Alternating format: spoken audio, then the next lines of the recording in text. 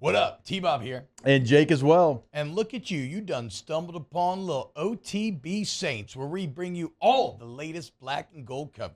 Who are the Saints going to draft? Who's going to be their quarterback? What does the salary cap look like? All that information and more. Hope you enjoy it. Like, subscribe.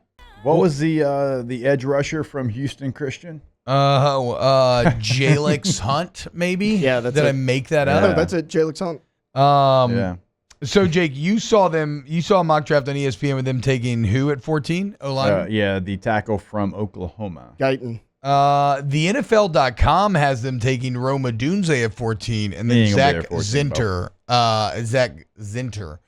in round 2. Zinter's a beast, dude. If you get Zinter, and maybe it's just because he has name recognition as an alignment, which is hard to achieve, but I feel like I'd be very pleased with Zinter round 2, for sure. But we will see. CBS Sports has the Saints taking Laiatu Latu at 14. Now that would be pretty exciting, huh? Gosh, I wonder if Latu will be there at 14. Yeah. It would be. I mean, I think he is a day one impact player that would be on the field in some capacity. Y'all are talking about Guyton. I would not trade up, by the way. Mickey Loomis trade up too many times. No more trade up. Chill out and trade up for a little bit. A guy that's going to be there, maybe. He's kind of been projected in that mid-teen range, right where the Saints are picking. It's J.C. Latham out of Alabama, the offensive tackle. I mean, he was a really good player for a number of years. I get it. I saw South Florida. Was he really good though? I mean, that's where it gets weird. Like I feel like the Alabama offensive line. Well, he got better as the year went along, just like everything on that offense did. Yeah, that's fair.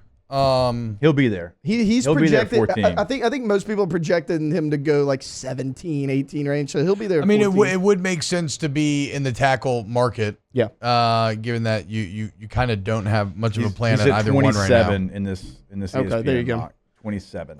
But no, I mean, am I right? I mean, would y'all trade up? I would not trade up. I wouldn't. Right? It depends on what do you think is your biggest need, and if you have somebody that you absolutely love. Here's the thing that I don't love about what the Saints do sometimes. Sometimes they trade up just to trade up, it feels like. Like you have to really love a prospect, and you have to believe that somebody else is trading up to go get that guy if he's still in the range. If you're at 14, he's still there at 9, 10, and you're like, I think I can move up to get this guy. And I know the team behind me, the Seahawks at 16. Yeah. I know that they love him as well. We got to move up a little bit because they're trying to be aggressive. Then yes. I don't know how many people were fighting to get up to select Marcus Davenport. No. You know what I mean? But that's what they have done in the past. It's like, man, why are you moving up? And like you move up for a Olave, okay, all right. I can see that one. They've been pretty shrewd in terms of moving up in those middle rounds at times, and because they've really liked the guy and it's ended up working out. I think Alvin Kamara would be on that list. David Onyemata, Tommy Stevens would be on that list. Well, yeah, but the problem is there's also guys like that on there, and then you also you've done that so many times that you've kind of eroded a lot of future resources. And so you don't really have as much to play with. And I can't remember, it was a quote a few weeks ago with Ireland where he was basically saying as much about how everybody talked about the 2017 draft. Look at all the picks that we had in the first 3 rounds. Like, okay, if you want that to happen again, you have to actually give me picks to play with. And nobody has traded up more in the Loomis era than have the New Orleans Saints. So, yeah, I would maybe say pump the brakes on that. Do you think they try to build resources by moving Marshon Lattimore? Remember, they reworked his contract to where if they would trade him, he would basically be on the hook to whoever they would trade to as opposed to the Saints paying for it. That said, he's maybe the best player on the entire team, but he has been injured. And Alontae Taylor and Paulson Debo have been really good and getting better. And even like Isaac Yiadom did well last year when he was forcing action. And so, I mean, because here's the deal. It's not going to be for less than a first rounder. If a team comes to you with a first round offer, do you look to move Lattimore? Where's the pick at? Well, that's what I was about to say. So, good question. Like on this mock draft, the first corner off the board is at 15 to the Colts. Okay, so you're trying to find out like who would try to use a first round resource on a corner.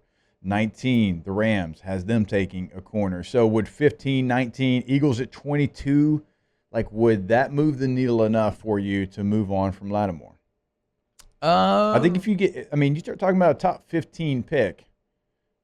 Top 15, I would say. And if you had 14 and 15, you can move up almost wherever you wanted if you truly love somebody at 7. I think it's also tough to say it's tough to gauge Lattimore's relationship with the Saints outside looking in, I would say. Is that unfair? Because we don't have any news where it's like outright bad or anything, but it feels like maybe between the lines there's been some kind of surface tension. Obviously, he's dealt with a lot of injury problems over the last couple of years. I guess what I'm kind of getting at is I wonder where he falls on the cultural divide in that locker room. Right. He hasn't had like a messy relationship with the Saints, but him and DA have been on different pages at times. I think that's fair to say. Jamie Slag says, you can't trade Lattimore because restructure contract. No, to my understanding, the restructure is to make him much more tradable. And in that, if you do trade him, that money will be on the hook for the other team as opposed to you. Now, you still will be dealing with some dead money, but again, like top 15 pick, I think that's something that you have to entertain. To Jake's point, let's say you keep 14, you trade Lattimore for 15, okay? You have to really love someone to go up. Like Jake mentioned 7, okay? 7's the Tennessee Titans.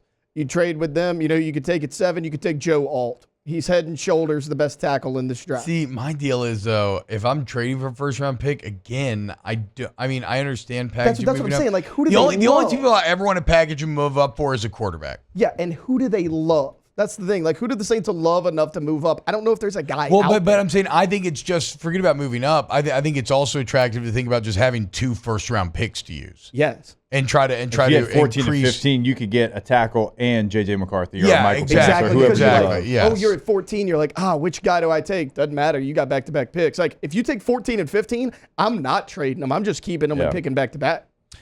So we'll see. We'll be watching Marshon Lattimore certainly closely as this offseason continues. As you know, those conversations are always happening behind the scenes. I kind of doubt anybody's going to want to give up a big-time first-round pick. Teams just hate to do it more and more nowadays. But, well, again, the news cycle will develop over the next couple of months. Wow, just amazing black and gold takes right there, Jake. I don't think I've ever heard any takes that are better than the 2 guys that just gave you that take. And you can keep getting them by going ahead and liking, subscribing, ringing the bell to get notifications when we post. Have a great day. We'll see you on the next OTB Saints.